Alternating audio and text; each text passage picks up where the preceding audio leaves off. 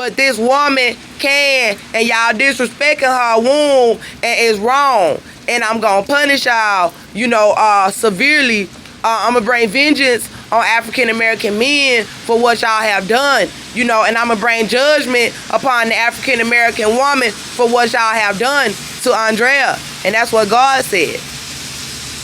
And now they know they in trouble with God anyway, because they've been worshiping the beast 666. They out here being Satanists, so they know they in trouble with God, but they trying to escape judgment upon the earth. You know what I'm saying? Because there are people, I believe, on this earth that they got to hide this from, that'll come over here like, I know the fuck y'all did not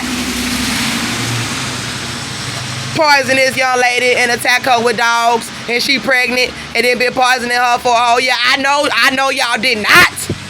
Yes, they did. I know y'all not chasing her around and putting her in an abandoned house and trying to have her killed, leaving her out of shelters, denying her pregnancy and out of hospitals, having her family and friends set her up to be killed. I know y'all not. Oh, yes, they are. Yes, they are. I know y'all not trying to paint her out to be a mental patient, trying to kill her children in her womb. Yes, they are. I know them celebrities ain't involved. Oh, yes, they are. I know them politicians and black leaders ain't involved. Yes, they are. Oh, I know them police ain't involved. Yes, they are. So that's why they got to try to cover it up. Because there are people on this earth that'll be like, oh, hell no. Oh, hell no. Oh, they out there trying to kill that woman like that? Oh, hell no. Yes, they are. They out here trying to kill me like that. So that's why they got to try to get rid of me as soon as possible. And they keep setting these traps. So, I had woke up and I was like, okay, the Holy Spirit is warning me that this is a trap, that you need to get up out of here, because the Atlanta area police is trying to set you up. And I was like, okay, it seems like it's a comfortable place to be, because the young man said it was his home, and it was a dresser and a bed in there, and his homeboy was there, so I'm thinking, okay, I was tired. I wanted to go back to sleep. You know what I'm saying? But if the Holy Spirit show you something, it don't matter how comfortable that your enemies try to make it for you, to make it seem like it's not a trap. You know what I'm saying? Like, I'm tired and I wanted to go back to sleep, and it was still dark outside, and I had not plugged up my phone to charge my phone, and I still wanted to charge my phone. And I was like, damn, if it's a trap, and God is like, it's a trap, then I need to get up out of here then. So I got up or whatever, and I, used the restroom and hurried up and put my blankets and stuff in my bag. And I was like, damn, like, I want to stay and charge my phone, but like, I heard police sirens, and then I was like, damn, like, you know what I'm saying, let me go on ahead and just get up out of here, because I don't trust it. Like, the young man didn't leave his phone number with me. He said his phone was off. That's why he had to use my phone. So he didn't leave no phone number for me to call him. Like, if something happened, he was just saying his homeboy was there, but then he was trying to say he would throw it off. So I was like, let me just get up out of here, and listen to the Holy Spirit. And then so I had started to walk out of the door, and I noticed that I was the only one in the apartment. So the homeboy was not even there, because I locked the door after the dude left. And his homeboy was not even in the house, and it was still dark outside. And I was like, hold up, what's going on? And so I went and I looked in the other room to see if he was in the other room, because he wasn't in the living room like he said he was going to be in the living room. He was not there. And then he was not in the other room. And I noticed, I was like, oh my goodness, I'm in this apartment all by myself. Like, I'm in here all by myself. And I was like, this seemed like a setup, like a trap. And so I had walked out of the apartment, and it was raining bad outside, and it's raining right now. So I don't know, yeah, so it's raining. And it was raining bad outside. So I was like, okay, let me just stand underneath, the apartment roof or whatever to keep from being rained on. But while I was in the apartment, I heard people upstairs, and I know how bad they trying to set me up out here, and I heard people upstairs. And then, like, when I came out of the apartment and I stood right there under the roof, I heard somebody open up their door like they was plotting on me because I had left up out of the trap. And then I started to stay right there, but then I was like, nah, let me just go on ahead and hurry up and leave. Forget about that rain. Just walk in the rain. You know what I'm saying? Don't worry about that rain. Your life and your child is more important than some rain, because even if you right there up under this roof, you don't live here. You know what I'm saying? I understand this man is saying that this is his apartment, but you don't live here, and you don't know if what he is telling you is true about this apartment, so you need to get off of these people's property. You know what I'm saying? So that's what I did. And I went and I stood, I went and I stood at the bus stop, because I started to walk towards this area, but it was raining real bad.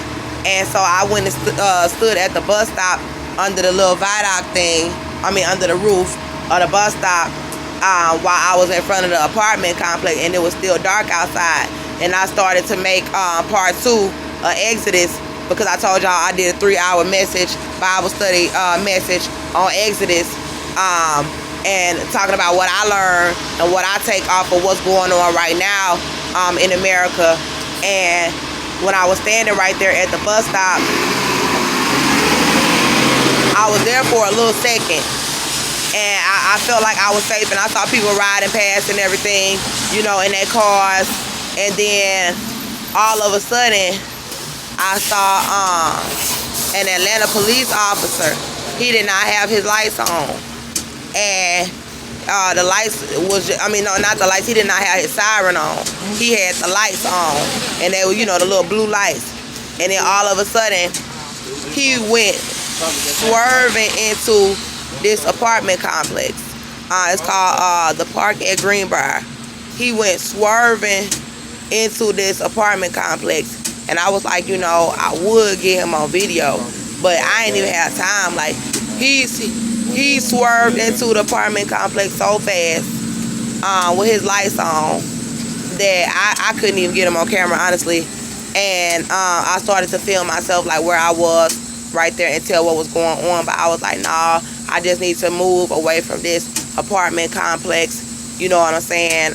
Because they've been setting me up all over the country. And I was like, let me just move, from in front of this apartment complex and move down to an area where there's people that can see what's going on, and just start to let you guys know what happened. So that's what took place. You know what I'm saying? And I do believe that was a setup. I don't believe that was his real apartment. And this is what they are doing, leaving me on the streets to sex traffic me and to try to set me up and try to hide the evidence to my case. And I want y'all to go ahead and listen to all of Exodus, because this is an ungodly country. So I was appalled by what all of the citizens and civilians were doing.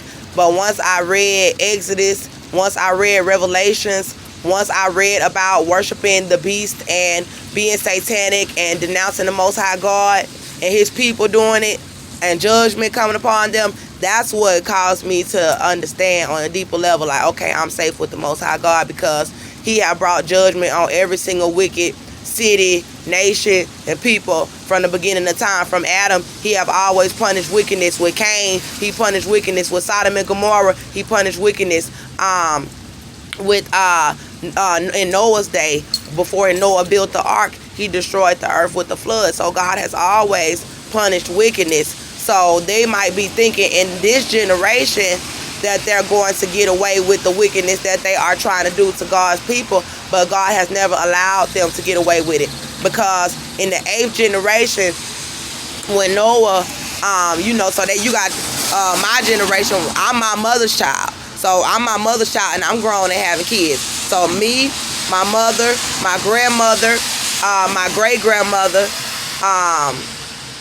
my great-great-grandmother, so my great-grandmother's mother, her grandma, and her great-grandma, and her great-great-grandma. So that's like the beginning of time with Adam. So by the time it had gotten to like my generation, when like Noah, like me, like being like Noah, God has said they have become so wicked and violent, and all the imagination of their heart is just of evil continually, that the end of all flesh has come before me. So God did not take forever to decide that he was going to destroy the earth with a flood, and he did. He destroyed it with a flood, and he allowed that many generations, like from that time frame up until like my generation, to be like, nah, and and this is what they doing in this generation, like they that wicked, you know what I'm saying, to where it's like how it was when God destroyed the earth with the flood. So that's how I understand what's going on, that I don't have to really be afraid, you know what I'm saying, of what they are doing, because I know that God has already always brought judgment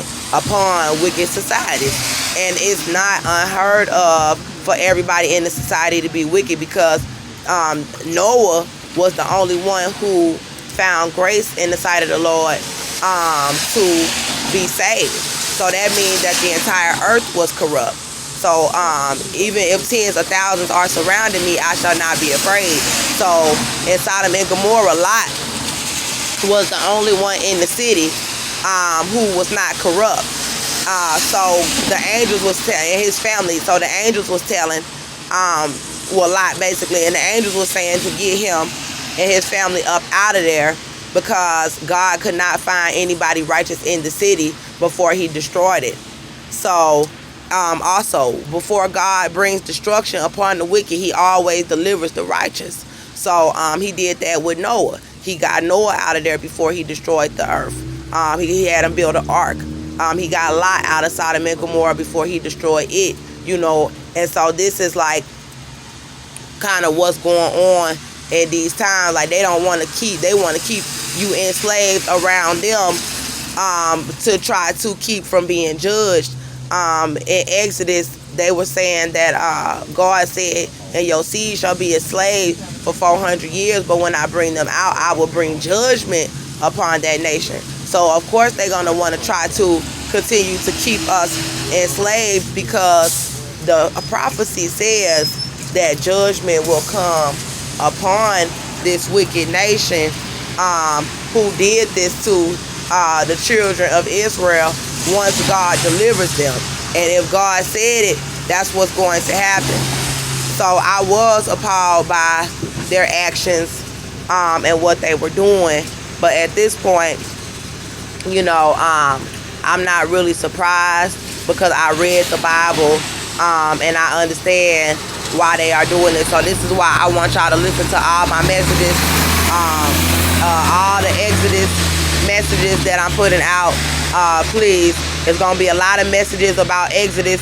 I want y'all to listen to all of them, because that's going to explain why America is so corrupt. This is an ungodly nation. You know, it's ungodly. And I can prove that America is just ungodly, period. So that's why they're doing the wickedness that they are doing to me, because they are ungodly. They satanic, and Satan is not a real God. So they might be worshiping all these false gods and calling themselves godly, but they're not. They might be having the doctrine of the Bible and not really using it correctly. And so this is what is going on. And so this is why they could just do whatever they want to do and get away with it, because they ungodly.